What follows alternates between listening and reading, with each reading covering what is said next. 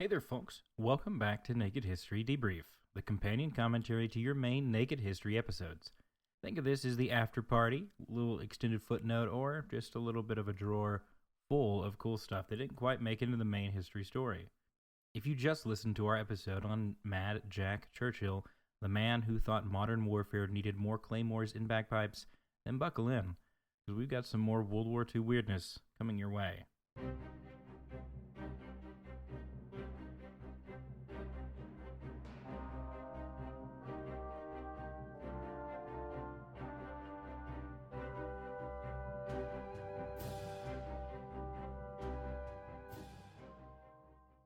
Let's kick things off with something I like to call naked regrets, aka the moment that I fess up to the fun facts, strange stories, or little corrections that didn't quite make the cut for the main episode, but were just too good to keep to myself. Today we're zeroing in on one of the weirdest and most brilliant cons in military history, something so theatrical, I'm honestly shocked that Mad Jack wasn't a part of it. Let's talk about Operation Fortitude, the fake army that the Allies pretended to build to fool the Nazis before D-Day. It's early 1944, and the Allies are planning to invade Nazi-occupied France, and the Nazis know it's coming. They just don't know where. The real invasion is set for Normandy, but it's risky. Normandy's beaches are fortified, and the Germans are bracing for something somewhere. So, what do the Allies do? Well, they create an entire phantom invasion force, stationed across in Pas-de-Calais, a spot that Hitler believed was the logical place for an Allied landing. And when I say fake army, I mean full-on Hollywood fakery. Inflatable tanks and planes, giant rubber Shermans that looked convincing from aerial recon, canvas trucks, fake roads, and plywood landing craft, sound recording of tanks rumbling and troops marching, broadcast on loop, even radio transmissions from non-existent units, complete with fake call signs and nonsense orders. Now the kicker? The whole thing was commanded by none other than General George S. Patton, who wasn't initially involved in the actual Normandy landings. The Germans just respected him so much that they assumed wherever Patton was, the real invasion would happen there, and they fell for it. Because of this, Hitler held back key tank divisions near Calais for almost 7 weeks after D-Day, waiting for the real invasion force to arrive. That delay gave the Allies precious time to secure Normandy, break through France, and start the push towards Germany.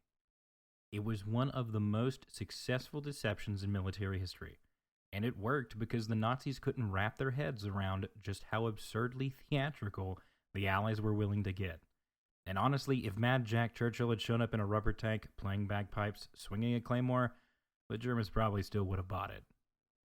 And here's the thing, World War II was won not just with might, but with make-believe. Cardboard, airfield armor, and radio actors pretending to move battalions. It's like if the war had a secret director's cut. It was a part heist movie, part improv theater, part magic trick. For our next debrief segment, we're going to zoom out from Mad Jack and take a world tour through time with This Week in History. Today, on June 23rd, 1868, typewriters are patented by Christopher Latham Scholes. He receives the first U.S. patent for what becomes the modern typewriter, and invents the QWERTY keyboard while he's at it. So next time you mistype your email password or something's not quite the length for your security code, you can blame Chris. Next up, on June 25th, 1950, North Korea invades South Korea, kicking off one of the bloodiest proxy wars of the Cold War era. Over 5 million people would die before the 1953 armistice, and yes, even today, the two sides are still technically at war. Finally, on June 27th, 1977, France executes someone by guillotine for the last time. Amina Jean Duby is the last person ever executed by guillotine in France. Picture this, it's the 1970s. Star Wars was in theaters, and crowds in France were watching someone get their head chopped off. Thank goodness the guillotine wasn't around for much longer, because it probably would have been used on Jar Jar Binks. And that's a wrap for this episode of Debrief. Thank you for joining me in the historical leftovers bin, which, in my opinion, is where all of the good stuff ends up anyway. If you enjoyed this little behind-the-scenes trip through time, Be sure to follow Naked History, subscribe wherever you get your podcast, and leave us a review if you're feeling generous. Make sure to share it with that one friend who probably would get duped by an inflatable tank. Next time on Naked History, we're headed to Vietnam. Not for combat, but for a beer run. That's right, one man, a duffel bag full of beer, and a mission to hand-deliver them to his buddies on the front line. This is the story of Chicky Donahue and the greatest beer run ever.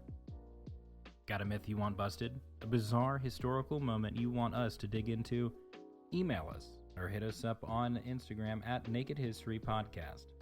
Until next time, stay curious, stay weird, and stay naked, historically speaking.